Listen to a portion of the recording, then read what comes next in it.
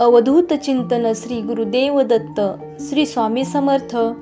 जय जय Swami Samarth. Hello friend, सखी सोबती या YouTube चॅनलमध्ये तुमचं मनापासून स्वागत। या चॅनलवरती तुम्ही नवीन असाल तर चॅनलला सबस्क्राईब करा। धन्यवाद। आजच्या व्हिडिओमध्ये आपण पाहणार आहोत की देवासमोर दिवा लावताना कोणता उपाय करायचा आहे। तर चला तर पाहूया असा कोणता उपाय आहे जे केल्याने तुमच्या समस्या कायमच्या संपतील। हिंदू धर्मामध्ये कोणतीही पूजा करायची असेल तर दिव्याला खूप महत्त्वाचे स्थान आहे। दिव्याशिवाय देवाची देवपूजा ही अपूर्णच असते।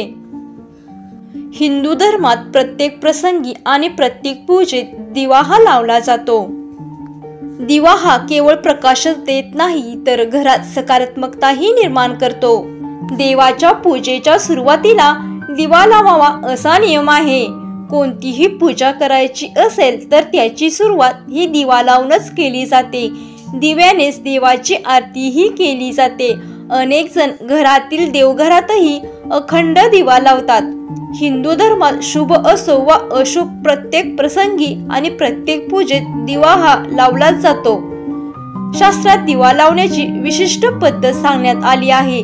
या नियमांचे पालन जर तुम्ही केले तर घरातील वास्तुदोष दूर होतो, आर्थिक समस्या आणि कौटुंबिक कलह आणि प्रगतीमधील बाधा दूर होते।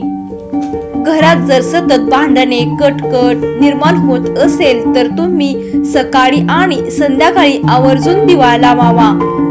घरातल्या देवासमोर दिवा लावल्याने घरातील नकारात्मकता दूर होते आणि सकारात्मक ऊर्जा निर्माण होते। जर तुमच्या घरात वास्तुदोष असेल तर प्रत्येक खोलीत तुपाचा दिवा लावल्यास घरातील वास्तुदोष संपून सुख समृद्धी येते। सकाळी देवासमोर तुपाचा दिवा लावल्याने आर्थिक समस्या दूर होतात। संध्याकाळी तुपाचा दिवा लावल्याने घरात कायम लक्ष्मीचा वास राहतो आणि आर्थिक समस्या दूर होतात। आपण देवाची दररोज देवपूजा करतो आणि या पूजेसाठी फक्त पितळेचा दिवा लावावा, तो शुभ मानला जातो। स्टील किंवा इतर कोणत्याही धातूचा दिवा शुभ मानला जात नाही। पंती म्हणजेच मातीच्या दिव्यालाही स्वतःचे महत्त्व आहे। दारासमोरील तुळशी समोर किंवा नदीमध्ये दीपदान करण्यासाठी मातीचा दिवा म्हणजेच पंती वापरावी। दिवाळीतही आपण मातीचे दिवे वापरतो।